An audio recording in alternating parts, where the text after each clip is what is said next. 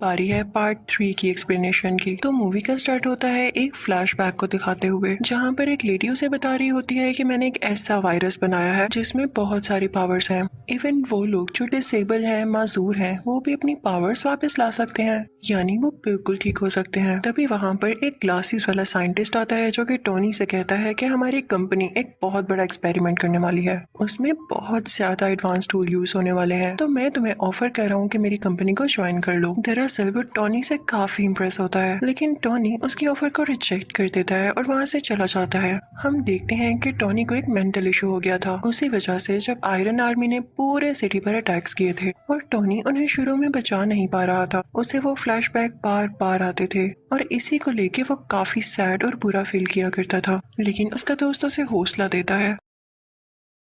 Iron man सोचता है कि अगर उन लोगों ने दोबारा से अटैक कर दिया तो मैं क्या करूंगा। इसके लिए वो आयरन मैन की पूरी टीम बना देता है और वो उस टीम का नाम रखता है आयरन लीजन। अब हमें पता चलता है कि पूरे कंट्री में दोबारा से अटैक्स हो रहे हैं और वो कोई और नहीं बल्कि मैंड्रिन नाम का एक आदमी करवा रहा है।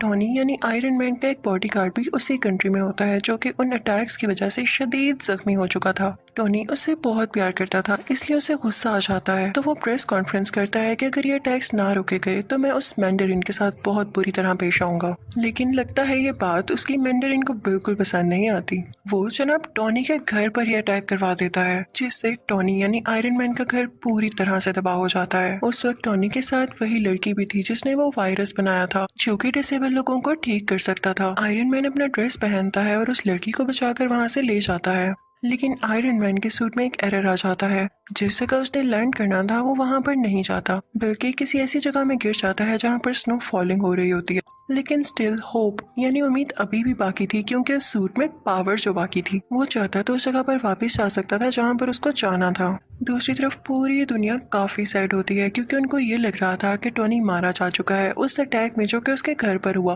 क्योंकि उसके बाद टोनी किसी को दिखाई जो नहीं दिया। आयरन मैन जिस विलेज में गिरा था वहां पर उसे एक बच्चा दिखाई देता है, वो उससे कई बातें करने लगता है, क्योंकि वो बच्चा उसको काफी इनोसेंट लगता है। टोनी देखता है कि वो विलेज भी तबाह हो चुका है और सेम उसी तरीके से ये तबाह हुआ है जिस तरीके से टोनी के घर पर अटैक किया गया। तो वो समझ आता है कि जरूर इसके पीछे मैंडरिन का ही हाथ है। अब वो इस सारे केस पर रिसर्च करने लगता है। उसे पता चलता है कि ये एक्सप्लोजन्स किसी वेपन के जरिए नहीं हुए, बल्कि ये उन सोल्जर्स ने किए हैं जो कि सुपर पावर्स रखते हैं। टोनी सबसे मैंडरिन की लोकेशन के बारे में पूछता है, लेकिन उसे कुछ पता नहीं चलता। सरप्राइजिंगली वो बच्चा उसे मैंडरिन की लोकेशन तक पहुंचा देता है। विलेज में टोनी ने कुछ वेपन्स भी तैयार कर रखे थे जो वो अपने साथ लेकर यहाँ आया था। वहाँ पर उसे पता चलता है कि मैंडरिन तो था ही नहीं, वो ड्रामा कर रहा था कि जैसे वो वहाँ पर हो। वहाँ पर सिर्फ एक आदमी था कि जो उस जगह की वीडियोस बनाकर पब्लिश किया करता था। फिर यहाँ हम देखते हैं कि वही ऐनक वाला साइंटिस्ट टोनी से मिलता है, और दरअसल ना तो उसको ऐनक लगी थी और ना ही वो उसका गेटअप था, वो भी उसका फेक गेटअप था। वो टोनी को बताता है कि मैंने वही वायरस यूज करके खुद की डिसेबिलिटी को खत्म कर दिया है और अब मैं काफी स्ट्रॉन्ग हो चुका हूँ। वो साइंटिस्ट टोनी को बताता है कि मैंने तुम्हारी दोस्त यानी तुम्हारी सेक्रेटरी को भी किडनैप कर रखा है। वो उसे उसका विजन दिखाता है कि ये देखो, ये अब मेरे कब्जे में है। वो दरअसल कहीं और पर किडनैप हुई भी होती है और ये सिर्फ उसकी इमेज होती है, एक होलोग्राम। अब वो लड़की जिसने वायरस तैयार किया था वो कई सालों से साइंटिस्ट के लिए काम कर रही थी, लेकिन जब उस साइंटिस्ट को पता चलता है कि ये टोनी से भी मिलने गई थी तो वो उस लड़की को वहीं पर शूट कर देता है। हम देखते हैं कि वो साइंटिस्ट काफ़ी अच्छी टेक्नोलॉजी यूज़ करता था, जिसकी वजह से उसकी लोकेशन कोई भी ट्रैक नहीं कर पाता था। वहाँ पर वॉर मशीन भी होती है जो कि टोनी का फ्रेंड चला रहा होता है, यानी वही आयरन सूट जो वो लेकर भागा था। लेकिन अब उस ड्रेस का नाम चेंज कर दिया गया था और ये उसी साइंटिस्ट ने किया था। दरअसल वो टोनी को ये बताना नहीं चाहता था कि ये वही ड्रेस है। वो उस ड्रेस को यानी वॉर मशीन को अपने पास ले आता है, लेकिन टोनी भी काफी पावरफुल था। वो वहाँ से जान छुड़ाकर भाग चुका था, क्योंकि उसे मैंडरिन की लोकेशन का पता लगाना था। इसी दौरान टोनी को पता चलता है कि वो साइंटिस्ट वो एडवांस ड्रेस चुराकर यूएस के प्रेसिडेंट को मारना चाहता है और इसके लिए उसे कुछ भी करके उसे रोकना होगा। और इसी पर्पस के लिए वो साइंटिस्ट वहां पर पहुंच जाता है जहां पर वो प्रेसिडेंट होते हैं, जो कि किसी और कंट्री जाने के लिए तैयार हो रहे थे। वो उसे किडनैप कर लेता है और अपनी सीक्रेट लोकेशन पर ले आता है जहां पर कोई नहीं पहुंच सकता था। लेकिन टोनी वहां पर पहुंच ही जाता है, क्योंकि उसकी हेल्प की थी उस छोटे बच्चे ने, और टोनी था भी बहुत टैलेंटेड। टोनी वहां पर जाकर सारे बाकी पैसेंजर्स को भी बचा लेता है, लेकिन जब बारी आती है प्रेसिडेंट को बचाने की तो इतनी ही देर में वो साइंटिस्ट उसे लेकर वहां से जा चुका होता है और वो नाकाम रह जाता है प्रेसिडेंट को बचाने में।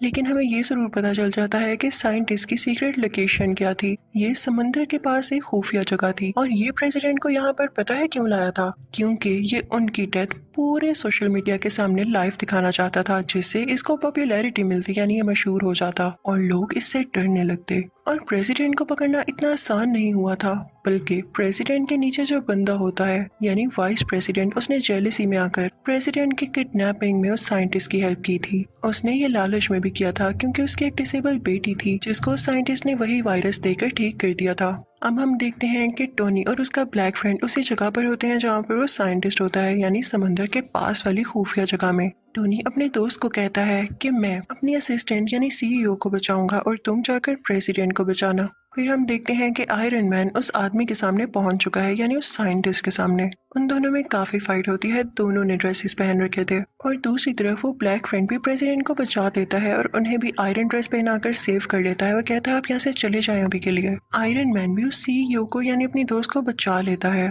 लेकिन बचाते बचाते वो नीचे गिर जाती है जहाँ पर बहुत ज्यादा आग लगी होती है। टोनी यानी आयरन मैन डर जाता है कि ये तो जल जाएगी अब, लेकिन एक मजे की बात ये थी कि उस साइंटिस्ट ने इसके अंदर भी वो वायरस इंजेक्ट कर रखा था, जिसकी वजह से उसे आग से कुछ नहीं होता और वो ठीक हो जाती है। ये तो इनके लिए प्लस पॉइंट हो गया था।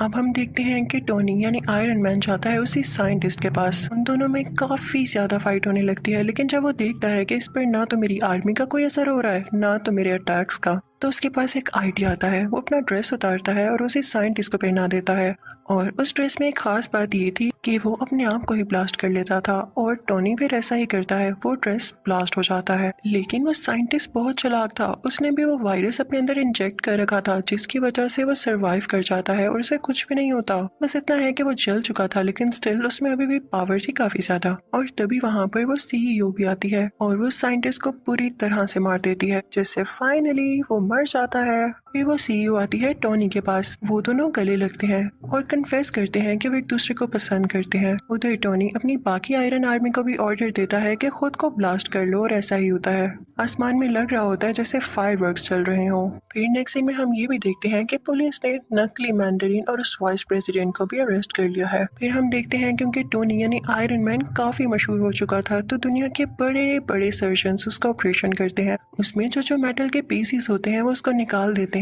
ये बहुत ही बड़ी गुड न्यूज थी, यानी ना उसे किसी टूल की जरूरत थी, ना उसे किसी कोर की, ना ही ड्रेस की जरूरत थी उसे जिंदा रखने के लिए। वो उस टूल को पानी में फेंक देता है और उसके दोस्त यानी सीईओ को भी ठीक कर दिया जाता है। यहाँ पर इस मूवी की हैप्पी एंडिंग हो जाती है।